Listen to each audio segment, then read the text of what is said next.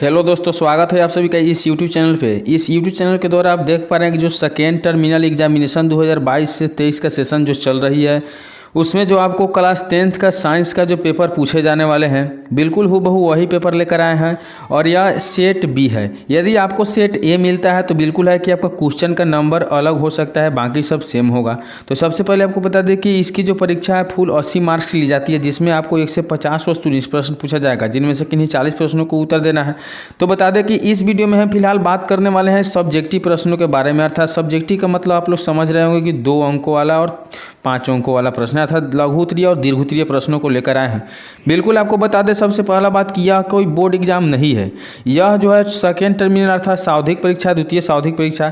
तो इसमें जो भी क्वेश्चन पूछे जाते हैं, हर स्कूल का, हर हाई स्कूल का क्वेश्चन अलग अलग होते हैं, इसलिए आप लोग घबराने की बात नहीं है। बहुत सारे विद्यार्थियों का कमेंट आता है कि कुछ क्वेश्चन टच होता है, कुछ क्वेश्चन नहीं टच होता, अर्थात कुछ क्वेश्चन पूछा जाता है, कुछ क्वेश्चन नहीं पूछा जाता, जो वीडियो देखे जाते हैं। तो आपको घबराने की बात नहीं है। बिल्कुल आपको बता दें कि आपको अगर हम 10 प्रश्न बता रहे हैं, आपको उसमें से 2-4 प्रश्न भी पूछे जा रहे हैं, तो निश्चित रूप से आपके लिए वह फायदेमंद होगा, क्योंकि उतना हेल्प आपको मिल सकता है। तो यदि इस चैनल पर नया है तो सब्सक्राइब करके बेल आइकन को जरूर प्रेस कर लीजिएगा, ताकि इस प्रकार के वीडियो आपको हमेशा मिलते रहे। तो देखिए, यह पेपर जो है ओरिजिनल पेपर है, बिल्कुल आपके सावधिक परीक्षा वाला पेपर है। आप यहाँ देख पा रहे हैं कि जैसे कि बताए हैं 1 से 50 तक, बिल्कुल आपको बता रहे हैं कि 1 से 50 तक यहाँ आपने ऑब्जेक्टिव प्रश्न देख लिया जो खंड अ में था। उसके बाद लघु उत्तरीय प्रश्न आप लोग देख पा रहे हैं कि दिया हुआ कि 1 से 6 में किन्हीं 4 प्रश्नों को उत्तर देना है। यह जो है भौतिकी से 6 प्रश्न है। उसके बाद आपको रसायन शास्त्र से 6, उसके बाद में बायोलॉजी से भी 5 या 6 प्रश्न दिया हुआ है। अब आपको सबसे पहले बात कर दें कि इसमें हम किसका उत्तर बताने वाले हैं। तो सबसे पहले उत्तर लेंस को भी साइलेंस कहते हैं, इसका बताएंगे। उसके बाद में प्रिज्म से होकर प्रकाश का अपवर्तन का चित्र, हीरे का अपवर्तनांक और वास्तविक और काल्पनिक में अंतर, आपका 4 प्रश्न बताएंगे। वही आपको बता दें तो रसायन शास्त्र से हम सोडियम वाला बताएंगे, और उसके बाद में बताएंगे अम्ल की जलीय विलयन विधि का चलन क्यों करता है। उसके बाद बताएंगे कि पीतल एवं तांबे के बर्तन में दही क्यों नहीं रखा जाता है, अर्थात खट्टे पदार्थ क्यों नहीं रखा जाता है। उसके बाद बता दें बायोलॉजी में हम बताएंगे सूर्य का प्रकाश और मूत्र बनने की क्रियाविधि, और श्वसन और दहन में अंतर, और आयोडीन युक्त नमक की सलाह क्यों दी जाती है। इस वीडियो में इतना ही बताएंगे। तो चलिए हम शुरू करते हैं वीडियो को और देखते हैं कि जो भौतिकी का पहला प्रश्न है वो क्या है। यदि चैनल पर नया है तो सब्सक्राइब जरूर कर लीजिए, क्योंकि बहुत मेहनत होती है आप लोगों के लिए वीडियो बनाने के लिए। तो चलिए शुरू करते हैं वीडियो को।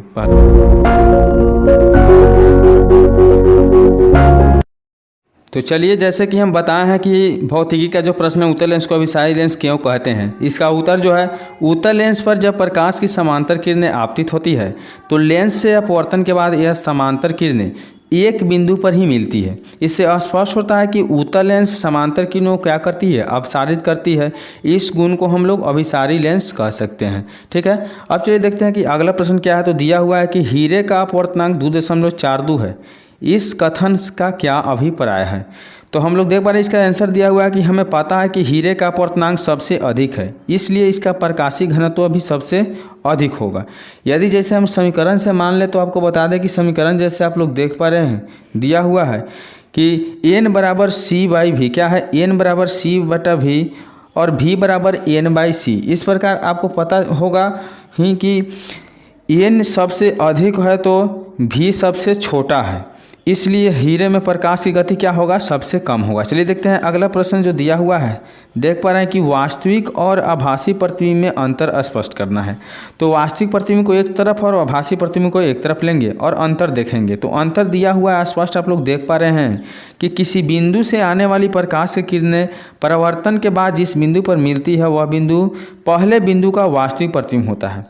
वही आपको बता देते, किसी बिंदु से आने वाली प्रकाश की किरणें परिवर्तन के बाद जिस बिंदु पर मिलती है या मिलती हुई प्रतीत होती है वह आपका आभासी प्रतिबिंब कहलाता है। अब देखिए दूसरा जो दिया हुआ है वह क्या है कि यह किरणों के वास्तविक रूप से कटने पर बनता है, और यह किरणें को वास्तविक रूप से कटने पर नहीं बनता है। बिल्कुल कहाँ बनता है, पीछे बढ़ाने पर, जहाँ वह मिलते हैं वहीं बनता है। अब तीसरा अंतर हम देखेंगे तो वास्तविक प्रतिबिंब सदैव उल्टा बनता है, वही आपको काल्पनिक जो है सीधा बनता है। चौथा देखेंगे कि वास्तविक प्रतिबिंब को पर्दे पर प्राप्त किया जा सकता है, लेकिन आपको काल्पनिक प्रतिबिंब को प्राप्त नहीं किया जा सकता है पर्दा पर। तो चलिए अब हम देखेंगे कि चौथा नंबर प्रश्न जो है भौतिकी का, वह ऐसे प्रिज्म से होकर प्रकाश के अपवर्तन के लिए किरण आलेख खींचना है। तो बिल्कुल आपको किरण आलेख खींचकर बताया गया है। यहाँ प्रिज्म लिया गया है, इससे क्या हुआ है कि प्रिज्म है जो यहाँ कोण दिया गया है, और आपतित किरण यहाँ पड़ती है तो किरण सीधे जो है विचलन कोण बनाता है। क्या कोण बनाता है? विचलन कोण बनाती है और यहाँ से मुड़कर निर्गत कोण, और ये जो है अपवर्तित करती है, और यह क्या होता है? आधार होता है। बिल्कुल इसी तरह से आपको एग्जाम में बनाना है। तो चलिए अब हम देखते हैं कि रसायन शास्त्र का जो 4 प्रश्न है वो कौन सा है। तो सबसे पहला प्रश्न आप लोग देख पा रहे हैं कि सोडियम को केरोसिन में डुबोकर क्यों रखा जाता है। तो बता दें कि अत्यधिक क्रियाशील होने के कारण सोडियम धातु खुला रखने पर साधारण ताप पर ही ऑक्सीजन से अभिक्रिया कर जलने लगती है, अतः यह जल न जाए इससे बचाने के लिए सोडियम को कहाँ रखा जाता है? तो केरोसिन तेल में डुबाकर रखा जाता है। चलिए अगला प्रश्न देखिए, दिया हुआ है कि अम्ल का जलीय विलयन विद्युत का चलन क्यों करता है। अम्ल का जो जलीय विलयन है वो विद्युत का चलन क्यों करता है? इसका बिल्कुल जो सही उत्तर है कि अम्ल का जलीय विलयन में आयनीकरण के कारण हाइड्रोजन आयन उत्पन्न होता है, इस कारण विद्युत धारा प्रवाहित करने की विद्युत चालन क्या होता है? होने लगता है, जिसके कारण है कि अम्ल जो है विद्युत का चालन कर पाता है। अगला प्रश्न देखिए कि पीतल एवं तांबे के बर्तन में दही एवं खट्टे पदार्थ क्यों नहीं रखना चाहिए। तो यदि पीतल एवं तांबे के बर्तनों में दही एवं खट्टे पदार्थ रखे जाएंगे तो ये अम्ल की उपस्थिति के कारण क्या होगा? धातु की सतह से क्रिया कर विषैले यौगिक का निर्माण कर सकते हैं, जो हमारे शरीर के लिए हानिकारक होगा। इसलिए पीतल एवं तांबे के बर्तनों में इन पदार्थों को नहीं रखना चाहिए। चलिए देखते हैं अगला प्रश्न क्या है। तो दिया हुआ है कि सूर्य का प्रकाश किस प्रकार के पोषण के लिए आवश्यक है। तो सूर्य का प्रकाश जो है, इसका उत्तर है कि स्वपोषी सौर प्रकाश में निहित ऊर्जा ग्रहण कर रासायनिक ऊर्जा में बदल देते हैं, अर्थात हरे पौधे प्रकाश में प्रकाश संश्लेषण क्रिया कर भोजन निर्माण करते हैं। यह भोजन स्वपोषी से विषमपोषी एवं अपघटकों तक जाती है। यही कारण होता है कि सूर्य की प्रकाश पोषण के लिए आवश्यक होता है। अगला प्रश्न देखिए, दिया हुआ है कि मूत्र बनने की मात्रा किस प्रकार नियंत्रित की जाती है। इसका बिल्कुल सही जो उत्तर है, मूत्र बढ़ने की मात्रा इस प्रकार नियंत्रित की जाती है ताकि जल की मात्रा का शरीर में संतुलन बना रहे। जल की उत्सर्जी मात्रा इस बात पर निर्भर करती है कि उससे कितना विलेय वर्ज्य पदार्थ उत्सर्जित करना है। अतिरिक्त जल के विरेचक में पुनरावशोषण कर लिया जाता है और उसका पुनः उपयोग कर लिया जाता है, इसलिए जो है मूत्र बनने की मात्रा पर नियंत्रित की जाती है। ठीक है, अगला प्रश्न देखिए कि दिया हुआ है कि श्वसन एवं दहन में अंतर बताना है। तो श्वसन एवं दहन बिल्कुल बोर्ड परीक्षा में पूछा गया, 2014 और 2020 में पूछा गया है। तो अगला प्रश्न देखिए कि दिया हुआ है कि श्वसन और दहन में अंतर बताए। इसका सही उत्तर है श्वसन में, कि श्वसन एक जैव रासायनिक क्रिया है, वही आपका दहन जो है यह एक अजैविक क्रिया है। दूसरा का बता दें श्वसन में, तो श्वसन इसमें पदार्थ का धीमी गति से ऑक्सीकरण होता है, जबकि दहन में पदार्थों का तीव्र गति से अर्थात तेज गति से होता है। चलिए देखते हैं अगला। तो आगे दिया हुआ है कि इस क्रिया में, किस क्रिया में, तो श्वसन क्रिया में निकली ऊर्जा एटीपी के रूप में संचित रहती है, वही आपको दहन क्रिया में ऊर्जा प्रकाश और ताप के रूप से निकलती है।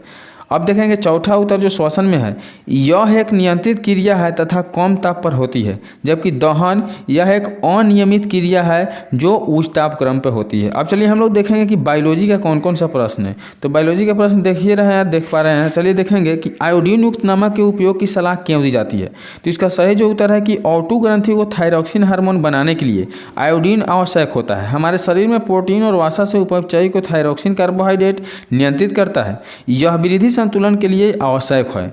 यदि हमारे भोजन में आयोडीन की कमी रहेगी तो यह गाइटर से ग्रसित हो सकते हैं। इस बीमारी का लक्षण फूली हुई गर्दन या बाहर के उभरे हुए नेत्र गोलक हो सकते हैं। इस रोग को बचने के लिए आयोडीन की कमी जो होती है शरीर में, तो आपको बता दें कि जैसे शरीर में कमी दूर करने के लिए हम लोग आयोडीन युक्त नमक की सलाह दिया जाता है डॉक्टरों के द्वारा।